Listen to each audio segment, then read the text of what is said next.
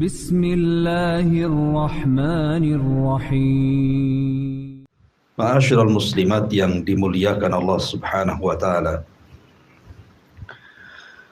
Di dalam surah Al-Imran ayat 155, Allah Subhanahu wa taala berfirman, "Faman zuhziha 'anil nar wa udkhilal jannata faqad faz wa mal hayatud dunya illa mata'ul ghurur." Barang siapa yang dibebaskan dari api neraka dan dimasukkan ke dalam sorga, maka sungguh dia telah mendapatkan keberuntungan besar. Karena tidaklah kehidupan dunia itu kecuali kenikmatan yang menipu. Di sini Allah Subhanahu wa taala mengatakan kalimat faqad faz, sungguh telah beruntung. Sekaya apapun manusia di dunia itu belum tentu beruntung. Setinggi apapun jabatan manusia di dunia ini belum tentu beruntung. Karena kekayaan itu adalah nikmat dari Allah Subhanahu wa taala. Allah bisa tetapkan kekayaan itu sesaat, dan Allah bisa hilangkan kekayaan itu sesaat. Begitu juga jabatan. Sehingga keberuntungan apapun di dunia ini tidak akan kekal. Lalu keberuntungan yang kekal dan hakiki itu seperti apa? Disebutkan dalam surah Al-Imran bahwa kalau kita keluar dari neraka dan masuk ke dalam sorga, itulah keberuntungan yang sesungguhnya. Dalam sebuah hadis, Nabi SAW bersabda, "Lillahi utaqa'u minan nar fi Ramadan, wa dzalika kulla lailatin." Jadi Allah Subhanahu wa taala setiap malam di bulan Ramadan itu memerdekakan hamba-hambanya. Dan itu setiap malam. Jadi setiap malam Allah akan mencatat satu persatu hamba-hamba yang dikehendakinya, bahwa hamba itu tidak akan masuk neraka selamanya. Dan itu setiap malam di bulan Ramadan. Artinya kalau seandainya satu di antara kita di bulan Ramadan nanti ditakdirkan oleh Allah Subhanahu wa taala, dicatat bahwa salah satu dari kita itu dibebaskan oleh Allah dari neraka, maka sejak malam dicatatnya kita sampai kiamat kita tidak mungkin masuk ke neraka. Artinya dipastikan masuk surga. Dan ini kesuksesan luar biasa tuh. Karena seorang mukmin itu kenapa tidak pernah rehat dari ibadah, tidak pernah istirahat dari beramal saleh, tidak pernah berhenti dari kebaikan, karena tujuan akhir finishnya adalah surga. Kata Abu Bakar Siddiq radhiyallahu an, kalau baru satu kakiku masuk surga dan satunya belum menginjak surga, belum aman bagiku. Kalau dua-dua kakinya sudah masuk surga, barulah aman. Akan tetapi keinginan seperti itu terkadang hanya sebatas hayalan dan cita-cita saja. Sebagaimana orang Arab mengatakan, tarjun najata walam taslik masalikaha, innas safinata la tajri al yabas. Engkau mengharap ingin selamat, engkau mengharap ingin masuk surga dan terbebas dari neraka, tapi tidak pernah menempuh jalannya. Bagaimana mungkin kapal lautan bisa berjalan di padang pasir? Mustahil. Sehingga dari sinilah tujuan utama hidup kita adalah meraih sorga dan menghindar dirikan dari api neraka. Dan Allah Subhanahu wa taala berfirman, ya ayyuhalladzina amanu qu anfusakum wa ahlikum nar. Wahai orang-orang yang beriman, jagalah diri kalian dan keluarga kalian dari apa? Dari masuknya kita ke neraka. Lah, bagaimana caranya Ramadan ini menjadikan penyebab kita ini dibebaskan dari api neraka? Nikmat besar. Nikmat yang sangat besar itu adalah ketika Ramadan tahun ini menjadikan kita salah satu orang yang dicatat Allah dibebaskan dari api neraka. Apakah semua orang yang berpuasa akan dibebaskan? Apakah semua yang tarawih akan dibebaskan dari api neraka? Inilah kita akan kupas pada siang hari ini. Apa sih penyebab Ramadan ini menjadikan kita itkun minan nar? Ma'asyiral muslimin, muslimat yang dimuliakan Allah Subhanahu wa taala. Kita tahu bahwa salah satu keistimewaan bulan Ramadan itu adalah syahrul maghfirah. Bulan di mana dosa kita akan diampuni oleh Allah Subhanahu wa taala. Dan ampunan itu salah satu sebab kita mendapatkan sorga dan menjauh dari neraka. Perhatikan 3 hadis, semua terdapat dalam Sahihaini, di mana Allah Subhanahu wa taala memberikan pilihan-pilihan bagi hamba-hambanya di bulan Ramadan, bagaimana caranya seorang hamba itu diampuni dosa-dosanya. Pilihan yang pertama, Nabi SAW bersabda, man shoma Ramadanan imanan wahtisaban ghufira lahu ma taqaddama min dhanbi. Barang siapa yang berpuasa di bulan Ramadan penuh iman, artinya yakin dengan kewajibannya, yakin dengan perintahnya, yakin bahwa rukun Islam itu salah satunya perintah puasa, wahtisaban, dan mengharap pahala dari Allah Azza wa Jal, maka Allah akan ampuni dosa-dosanya. Jelas dari sini keistimewaan puasa itu adalah penyebab diampuni dosa. Sekarang bagaimana dengan orang-orang yang tidak sanggup berpuasa? Seperti orang-orang tua yang sudah tua, tidak sanggup dia menahan lapar dan dahaga, ataupun orang sakit gitu ya, yang tidak sanggup berpuasa lagi. Adakah penyebab ampunan dosa bagi dia? Ada. Hadis yang kedua, Nabi SAW mengatakan, man qama Ramadanan imanan wahtisaban ghufira lahu ma taqaddama min dhanbi. Barang siapa yang tegak melaksanakan qiyamul lail di bulan Ramadan, maksudnya salat tarawih,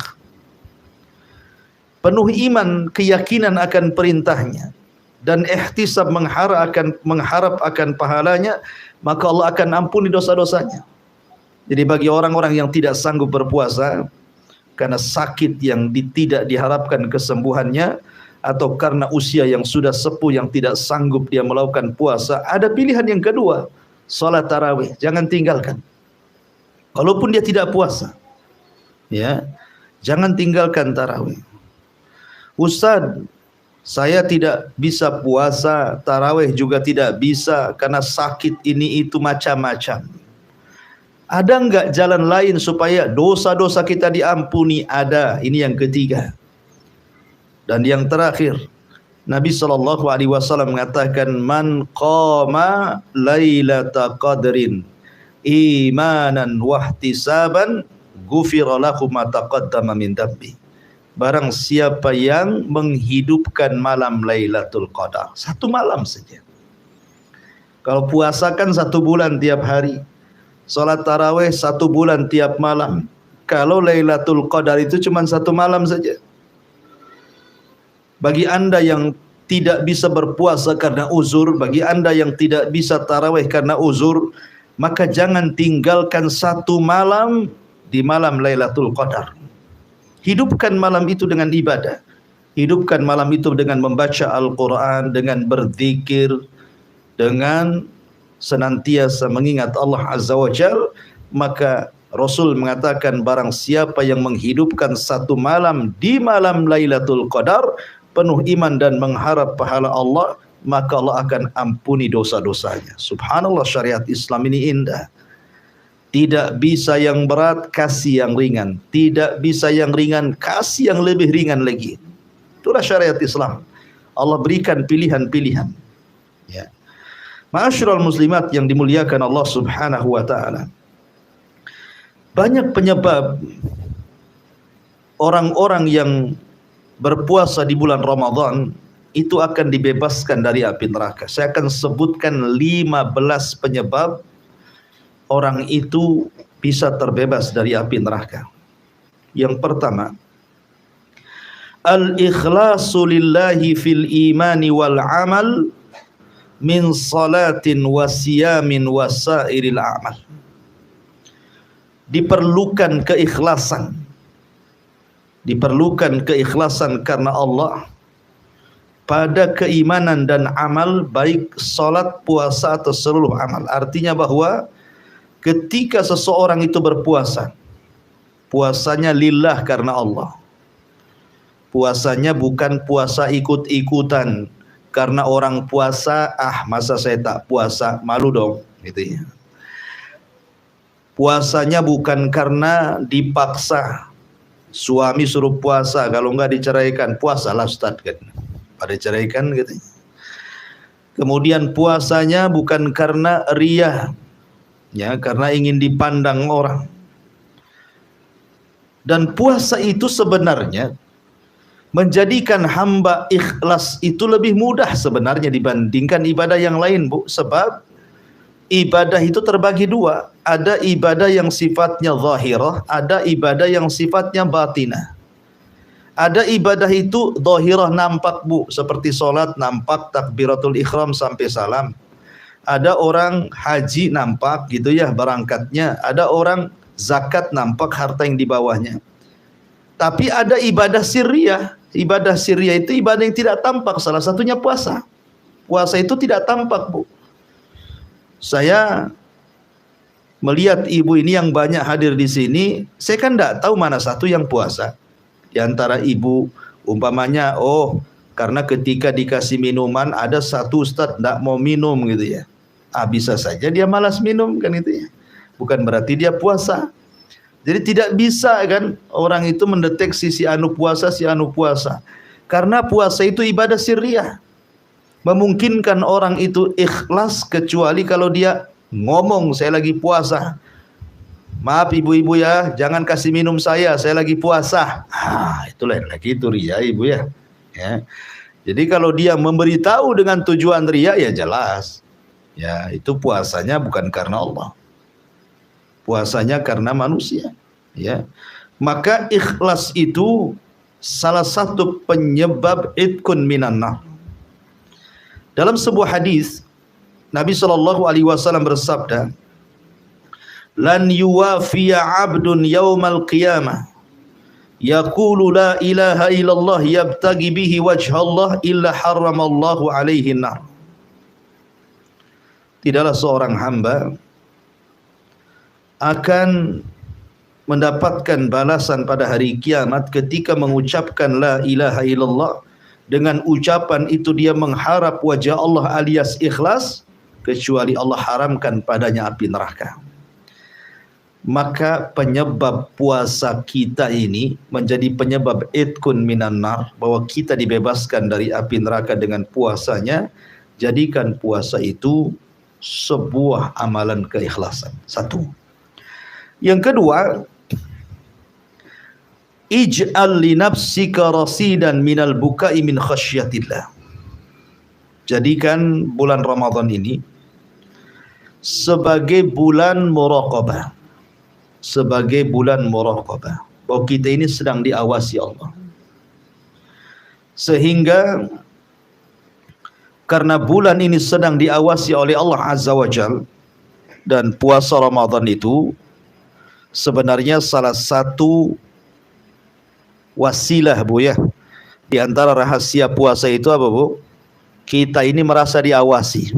Coba, Bu, ya, Ibu berada di rumah, ada makanan, ada minuman, tapi kan lagi puasa. Pasti Ibu kan nggak mau ngambil makanan minuman itu. Kenapa? Padahal nggak ada orang kok, nggak ada CCTV juga. Karena Ibu tahu Ibu sedang puasa. Dan itu bentuk muraqabah. Lah kalau seandainya seseorang itu sampai tertanam sifat muraqabah, kemudian setelah itu tertanam khusyuk, sampai kemudian dia bisa meneteskan air mata karena takut kepada Allah Subhanahu wa taala, takut ibadah puasanya tidak diterima, takut tarawihnya tidak diterima, akhirnya dia menangis karena takut kepada Allah Subhanahu wa taala, maka Rasul mengatakan, ainani la tamassuhuman nar, ainun bakat min khasyatillah. Kata Nabi sallallahu alaihi wasallam, dua mata tidak mungkin disentuh oleh neraka. Kemudian Rasul menyebutkan yang pertama, ainun bakat min khasyatillah, mata yang mencucurkan air mata karena takut kepada Allah. Wa ainun batat tahrusu fi sabilillah, dan mata yang terjaga karena jihad di jalan Allah Subhanahu wa taala. Akan jadikan Ramadan ini bulan muhasabah, bulan menanamkan rasa takut kita kepada Allah. Setelah 1 tahun penuh, 11 bulan loh kita sudah banyak bergelimang dosa, maksiat gitu kan. Sekarang masuk Ramadan, jadikan 1 Ramadan ini penggugur dosa-dosa kita.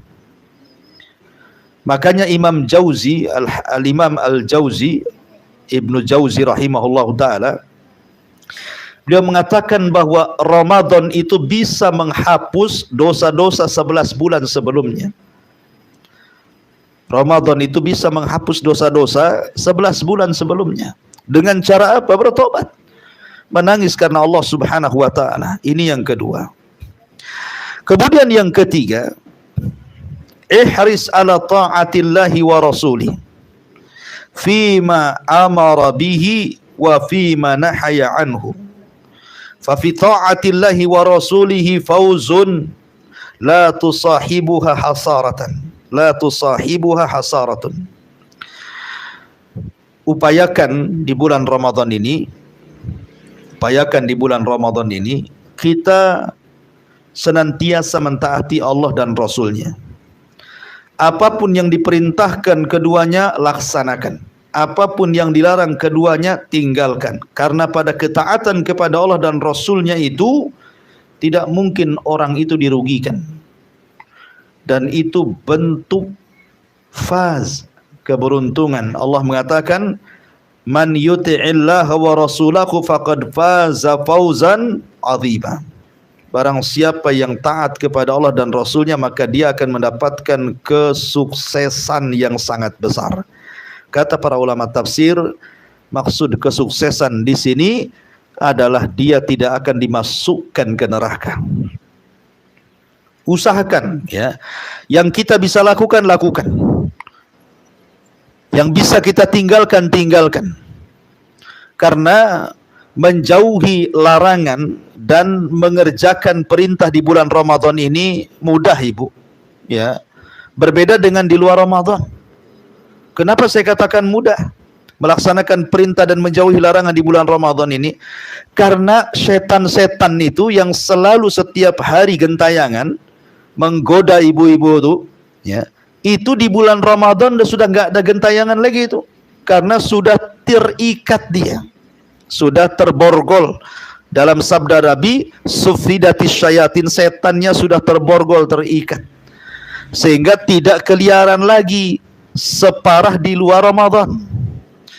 Yang kedua, hawa nafsu ditekan dengan puasa. Hawa nafsu ditekan dengan puasa. Kemudian yang ketiga, hidayah dibuka, sehingga ketika tiga faktor ini penyebab orang susah menjalankan perintah dan menjauhi larangan, di bulan Ramadan ini semua tiga faktor ini bisa ditekan, sehingga bisalah seseorang itu mudah untuk melaksanakan perintah dan menjauhi larangan. Yang biasa di luar Ramadan, pamannya kan jaranglah baca Quran, jarang berzikir jadi berzikir, jarang sholat duha jadi duha gitu ya. Yang biasa Ramadan suka gibah, ada malas bu ya, karena puasa kan malas banyak ngomong bu ya. Kalau ada orang ngajak gibah kok terus ngomong, jangan-jangan tak puasa tuh, karena orang puasa kan malas ngomong tuh ya. Jadi ini yang nomor 3. Yang nomor 4, alij da'aka alladhi yakhulu bainaka wa bainal jannah. Hilangkan penghalang yang menghalangi dirimu dan sorga. Hilangkan penghalang yang menghalangi kamu dari sorga. Apa penghalang-penghalang itu? Salah satu penghalang kita masuk sorga adalah maksiat. Makanya Adam dikeluarkan dari sorga itu karena maksiat. Kenapa Adam dikeluarkan dari sorga? Karena maksiat. Kenapa iblis dikeluarkan dari sorga? Karena maksiat. Maka upayakan di bulan Ramadan tekan maksiat. Tekan maksiat. Tanamkan di hatimu bahwa saya ingin tobat. Karena maksiat itu hanya bisa diampuni dengan cara tobat. Lihat kasus seorang pembunuh di zaman Bani Israel yang membunuh 99 jiwa plus dengan seorang rahib, akhirnya genap 100 nyawa. Tetapi dia punya keinginan bertobat tuh. Akhirnya tobatnya diterima, padahal dia belum sampai ke tempat yang dimaksud untuk bertobat. Baru ada niat dan baru berjalan, belum sampai ke tempat tobat dia sudah mati. Tetapi Allah ampuni dosa-dosanya, Allah masukkan dia ke dalam surga. Maka tanamkan Ramadan ini, kita harus betul-betul bertobatlah. Tobat sudah, kalau yang suka gunjing, ghibah berhenti. Udah jangan lagi. Dan sekarang ini yang paling banyak maksiat itu dilakukan oleh ibu adalah dunia medsos. Ya, biasanya kalau yang sudah pegang handphone itu, wah itulah maksiat terberat hari ini. Maksiat terberat hari ini handphone. Anak-anak jadi rusak. Ya, bukan hanya anak-anak umum, anak-anak ibu-ibu yang sudah ngaji loh bisa rusak gara-gara handphone. Hebatnya handphone, Bu. Luar biasa, ya kan? Kalau dulu ngerusak orang itu lama gitu ya, mempengaruhi dulu. Ini tidak. Dengan pegang handphone tuh bisa rusak semuanya. Hubungan rumah tangga bisa hancur, hubungan orang tua dengan anak bisa hancur, hubungan suami istri bisa hancur, hubungan kawan bisa hancur tuh gara-gara handphone tuh. Ya. Yang harusnya sibuk membaca Quran, sibuk baca WA, WhatsApp gitu ya. Yang harusnya tengok YouTube jadi main TikTok. Nah, ini zaman sekarang itu. Ya. Jadi semua disibukkan, kayaknya dari pagi ke pagi itu hanya handphone aja. Hilang tuh waktu tuh. Coba niatkan Ramadan ini, jauhkan, saya cerai 3 talak bagi handphone gitu ya. Cerai 3 kali sama handphone selama Ramadan. Ya, kalau bisa itu enggak usahlah main handphone di bulan Ramadan. Belikan handphone jadul saja. Handphone jadul kan enggak ada screenshotnya gitu. Nggak ada pegang-pegang, dia cuman WA, telepon SMS, ya kan? Ini yang nomor 3, yang nomor 4. Yang nomor 5, ya, berdoa kepada Allah. Ad-du'a wal luju ilallah wal ilhah bi talabil idki minan nar. Yang nomor 5, Bu, jangan tinggalkan doa. Bukan hanya berdoa, tetapi ada ilhah. Ilhah itu merengek, Bu. Kayak anak kecil minta mainan sama ibu, minta uang sama ibu, kayak apa kalau nggak dikasih itu? Wah, kan itu kan guling-guling gitu kan, nangis-nangis, jerit-jerit, gitu. Maksudnya bukan kayak gitu doanya, bukan guling-guling, jerit-jerit. seperti anak meminta sesuatu kepada orang tua. Ya.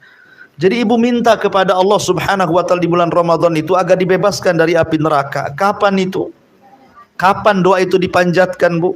Dalam sebuah hadis, inna lillahi fi kulli yaumin wa lailatin utaqa'u minan nar fi syahri Ramadan. Sesungguhnya Allah itu pada setiap hari dan malam akan membebaskan hambanya dari api neraka, dan itu di bulan Ramadan. Wa inna likulli muslim da'watun yad'u biha fayustajaba lahu. Dan bagi seorang muslim itu punya doa yang mustajab, yang ia permintakan doa itu kepada Allah Azza wa Jalla. Sebagian para ulama seperti Al-Imam Al-Munawi dalam kitabnya Faidil Qadir, ketika beliau memberikan catatan kapan Allah Subhanahu wa taala mencatat hamba-hamba ini di bulan Ramadan akan dibebaskan dari api neraka, kata beliau, inna lillahi ta'ala inda kulli fitrin. Artinya Allah itu akan memerdekakan hambanya ketika saat hendak berbuka. Ai waqta fitri kulli yaumin min Ramadan wa huwa tamamul ghurub. Artinya Allah akan memerdekakan kita dari api neraka itu setiap hari di bulan Ramadan saat menjelang berbuka sampai terbenam matahari. Itu waktunya, Bu. Jadi saya nasihatkan kepada ibu, tolong ya 5 menit lah sebelum berbuka jadilah. 5 menit saja. Ya. Jangan sibukkan apa-apa. Sudah aktivitas dapur tutup. Jangan lagi kemudian ada yang ngepal-ngepul lagi di dapur itu. Sudah tinggalkan semua aktivitas 5 menit sebelum berbuka, Bu. Karena ada ibu-ibu itu masih sibuk sampai azan di dapur. Ngapain? Ya kan? Jadi 5 menit sebelum berbuka sudah tutup semuanya, matikan kompor semuanya. Ibu bersimpuh ke hadapan Allah Subhanahu wa taala, kemudian ibu angkat 2 tangan, Allahumma a'tiq riqabana minan nar. Ya Allah, merdekakan aku dari api neraka. Ya Allah, merdekakan orang tuaku dari api neraka. Ya Allah, merdekakan pasanganku, suamiku, anak-anakku dari neraka. Kan tidak lama ngomong begitu, Bu. Ya. Itu setiap hari, dan itu waktunya, kata Imam Al-Munawi, itu adalah menjelang berbuka tuh. Allah catat hamba-hambanya setiap hari dan malam itu Allah Subhanahu wa taala akan memerdekakan hamba-hambanya dari api neraka. Tolong, Bu, ya. Jadi 5 menit sebelum menjelang berbuka ajari anak-anaknya. Ya, tolong nak berdoa, nih doanya, tolong doakan ibu jangan sampai masuk neraka, nak ya. Begitu kan enak, Bu, pendidikannya. Ya kan? Tolong nak doakan ayahmu jangan sampai masuk neraka, gitu ya. Doakan saudaramu, diajari itu doanya itu. Ya Allah, bebaskan aku dari neraka, orang tuaku, saudaraku, anakku, dan begitu seterusnya. Itu tidak lama lah, tidak sampai 5 menit ngomong begitu tuh. Ya. Dan merengek gitu ya. Makanya kan bukan hanya sekedar berdoa, tapi betul-betul meminta. Meminta kepada Allah seperti anak kecil minta sesuatu sama orang tua. Harusnya seperti itu. Ya. Ini mah tidak gitu kan, asik sibuk pegang remote, tengok channel yang paling cepat azannya ini di mana ini. Ya. Jadi kadang-kadang ada orang mungkin tidak paham itu ya. Orang-orang awam lah, dia habiskan ngabuburit itu nongkrong di depan TV gitu ya. Sambil nonton apa itu? Drakor atau apa itu namanya. Ya. Macam-macam itu. Sampai azan loh. Dia nggak berbuka karena belum selesai filmnya itu. Kan aneh orang kayak gini nih. Dia nggak sayang gitu ya. Ramadan lewat begitu saja. Makanya celaka dan binasa orang yang masuk Ramadan keluar kok nggak satu dosa pun nggak diampuni, lah kenapa gitu ya. Nah, makanya ini penting ya. Maka nasihat yang kelima, bahwa salah satu penyebab orang yang berpuasa dibebaskan dari api neraka adalah doa. Doa menjelang berbuka. Kemudian yang nomor 6, ya, tentu bagi laki-laki kathratul khuta wal masyi fi ilal masjid. Kathratul khuta wal masyi fi sabilillah, ataupun ilal masjid, atau qada'il hawaij, ya kan? Perbanyak langkah ke masjid, perbanyak langkah di jalan Allah, perbanyak langkah untuk memberikan kebutuhan kepada manusia.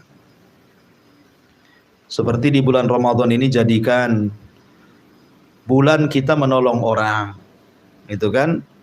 Siapalah orang-orang yang miskin, tetangga kita yang kesusahan, tetangga kita yang kekurangan, gitu ya. Karena Ramadan ini, jadikan kesempatan itu, cari orang-orang itu, kita sedekah kepada mereka.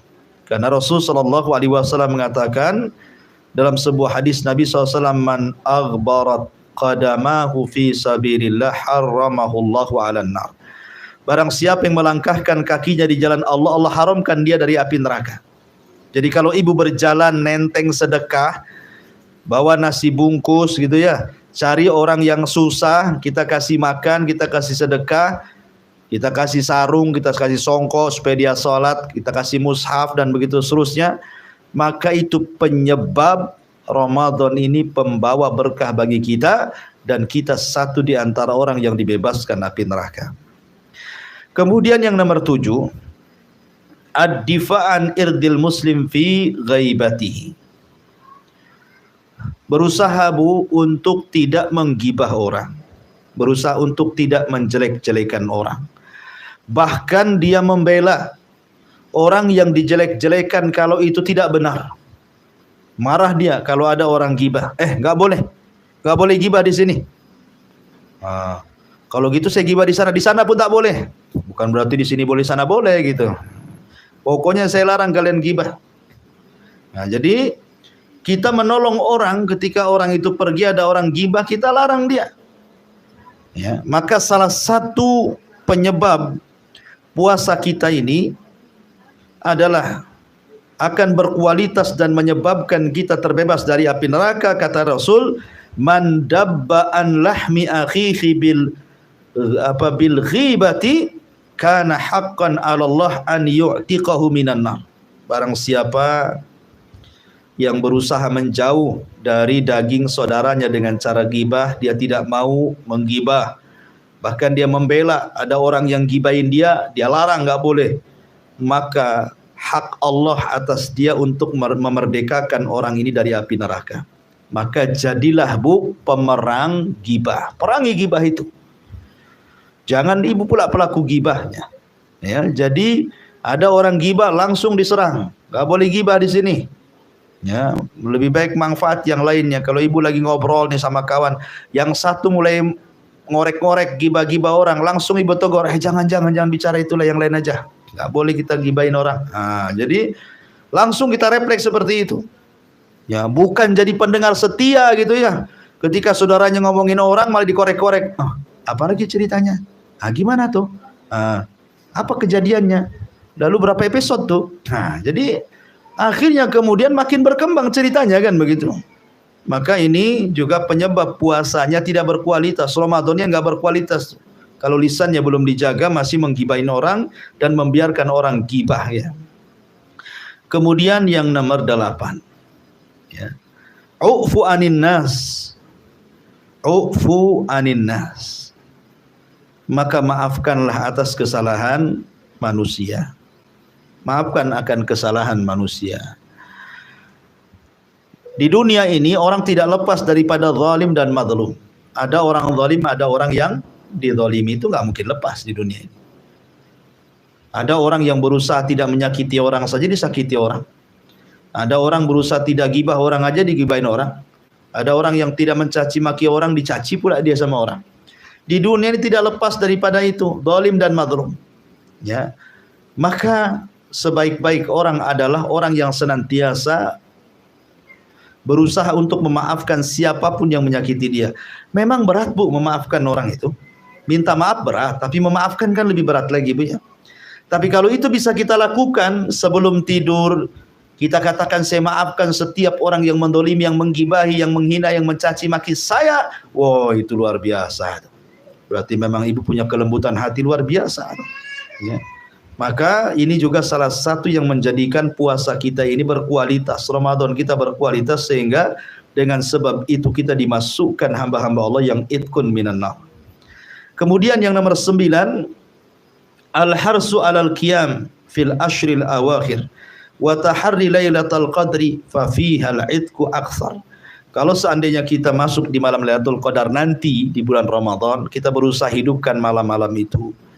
Kita bisa hidupkan dengan ibadah, maka semakin banyak lagi perkara-perkara yang bisa menjauhkan kita dari api neraka. Kemudian yang nomor 10, al-muhafadatu ala salatai al-fajri wal asri. Jaga 2 salatmu di bulan Ramadan itu. Pertama salat fajar, kedua salat asar. Karena Rasul mengatakan lan liyali jannar ahadun shalla qabla tulu'i syamsi wa qabla ghurubihi. Tidak akan disentuh api neraka seseorang yang salat sebelum terbenam matahari, maksudnya salat asar, sebelum terbit matahari maksudnya salat subuh, dan sebelum terbenam matahari maksudnya salat asar. Jaga waktu-waktunya, Bu. Kalau sudah datang waktu asar segera salat. Ya, kalau datang waktu subuh segera salat. Nah. Kemudian juga yang nomor 11, al-muhafadzatu ala 4 rakaatin qabla dhuhri wa ba'dah. Jaga salat rawatib, terutama ba'diyah dan qabliyah zuhur.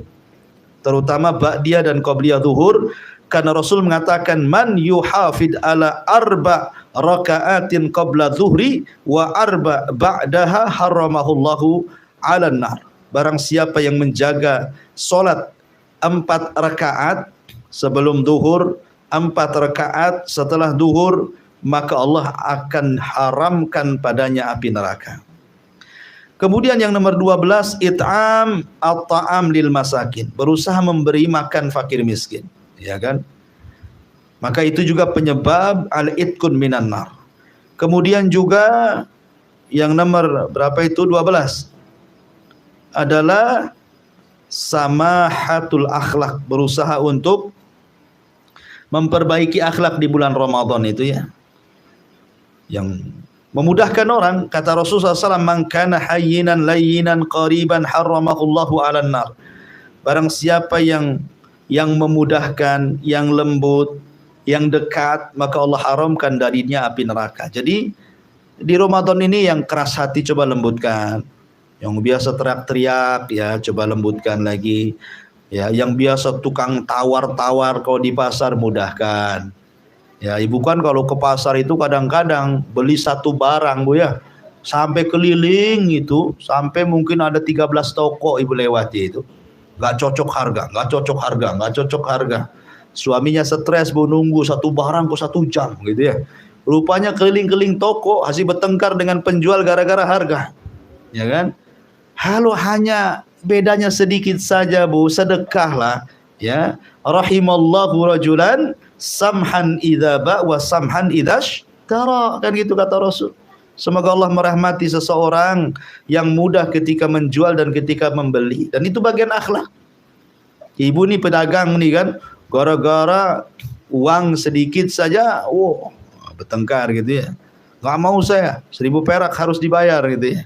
Tak ada mudah-mudahnya. Pembeli juga sama, menyusahkan penjual gara-gara tinggal 1000 perak, dia keliling-keliling 1 jam nyari uang 1000 untuk kembalian tuh. Ya, bismillah saja, ya kan? Jadi itu juga bagian daripada hayyin. Hayyin itu mudah, ya, memudahkan orang. Layyin lembut, ya, qarib dekat dengan orang, itu bagian akhlak. Nah, kemudian juga yang nomor 13, at-tasbih wa tahmid. Berusaha untuk memperbanyak tasbih, zikir subhanallah, tahmid, zikir alhamdulillah. Sebagaimana hadis Ummu Hani radhiyallahu anha, ketika dia sudah tua, tidak sanggup lagi banyak melakukan ibadah, maka Rasul menyarankan untuk memperbanyak tasbih, memperbanyak tahmid, memperbanyak tahlil, dan begitu seterusnya.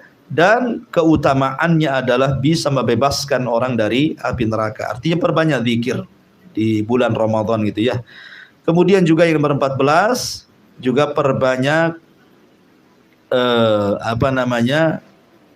berusaha untuk Di sini al-iktsar min hadzal dzikri fil yaumi wa lailah. Perbanyak doa yang lafadznya seperti ini.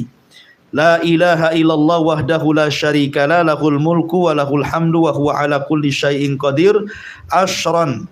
Barang siapa yang membaca la ilaha illallah wahdahu la syarikalah lahul mulku wa lahul hamdu wa huwa ala kulli syai'in qadir 10 kali, a'taqa raqabatan kaman a'taqa raqabatan min waladi Ismail, maka pahala yang sama dengan orang memerdekakan seorang budak dari anak Ismail alaihi salam. Artinya seorang itu akan dibebaskan dari api neraka. Dan yang terakhir, kalau Allah uji kita diberikan anak perempuan, ya, bukan anak laki-laki, ibu punya anak perempuan sampai 5, sampai 6 atau sampai 3 gitu ya. Maka barang siapa yang mentarbiah mereka sehingga menjadi wanita-wanita soleh anak-anaknya, maka Rasul mengatakan dalam sebuah hadis Nabi SAW, laisa ahadun min ummati ya'ulu thalatha banatin aw thalatha akhawatin fayuhsinu ilaihinna illa kunna lahu sitran minan nar. Tidaklah seseorang dari umatku memiliki 3 anak perempuan dan dia perbaiki pendidikannya kepada mereka kecuali akan menjadi penghalang dia dari api neraka. Lah, upayakan 15 sebab ini dilakukan di bulan Ramadan. Insyaallah Ramadan kita akan menjadi penyebab penghalang kita dari neraka. Wallahu a'lam bishawab. Ini yang bisa sampaikan. Taib, kita buka tanya jawab, silahkan kalau ada yang mau bertanya.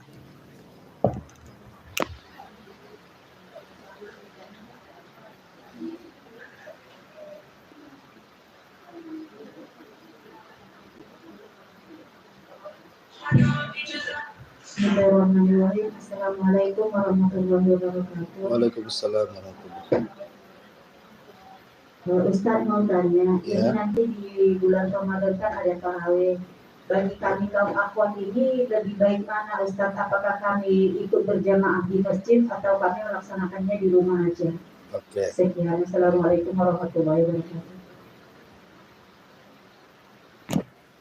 Ya, alhamdulillah, salatu wassalamu ala rasulillah, amma ba'du. Tentang masalah salat tarawih bagi wanita. Sebenarnya hukum salat sendiri, maksudnya bolehkah seseorang wanita ini salat ke masjid? Dalam Islam itu dibolehkan, tidak ada larangan. Bahkan Rasul yang mengatakan la tamna'u ima Allah masajid Allah. Jangan kau larang wanita-wanita kalian mendatangi masjid-masjid Allah. Tetapi wa buyutuhunna khairun lahun. Tetapi rumah-rumah mereka jauh lebih baik, kata Nabi.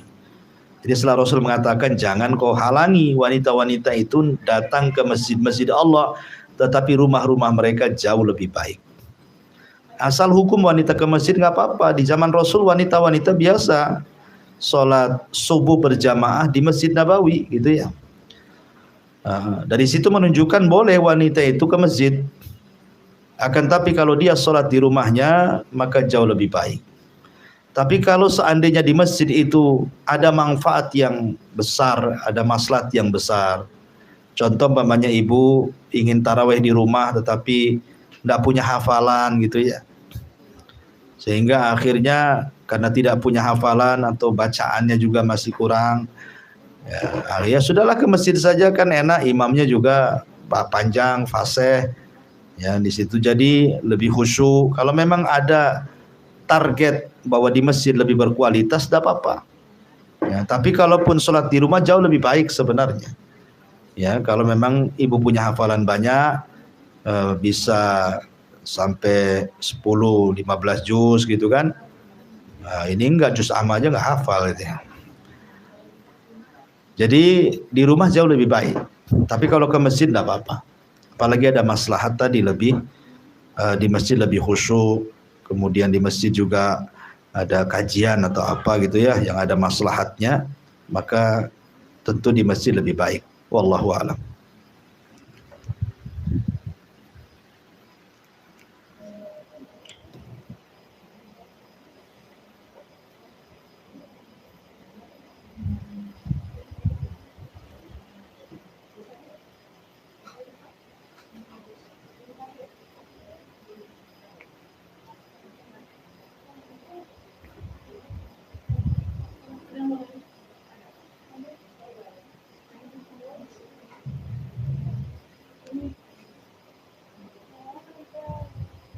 Assalamualaikum Ustaz. Waalaikumsalam.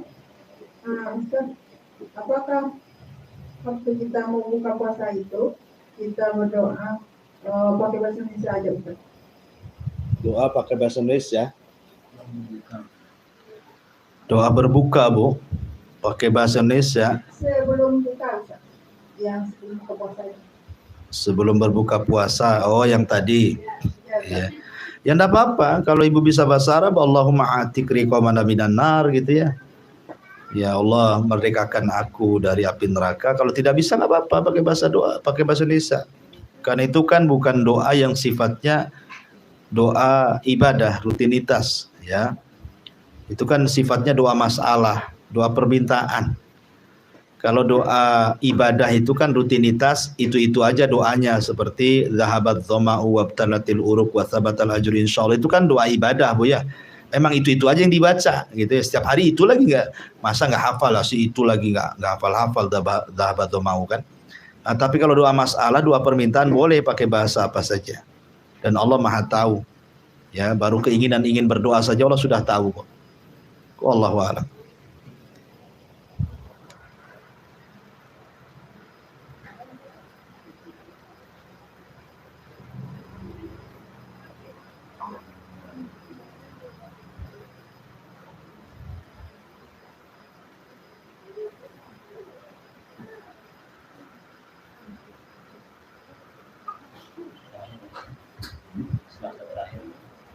Ini terakhir ya?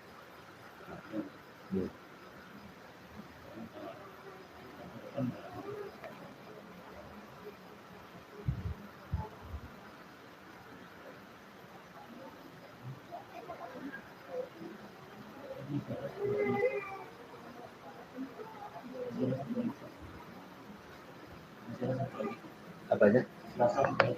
Masih ada sekali lagi. Pertemuan sekali lagi ya? Tapi kalau tidak ada kita tutup. Subhanallah bihamdika asyhadu an la ilaha illa anta astaghfiruka wa atubu ilaik. Wallahu taala alam. Assalamualaikum warahmatullahi wabarakatuh.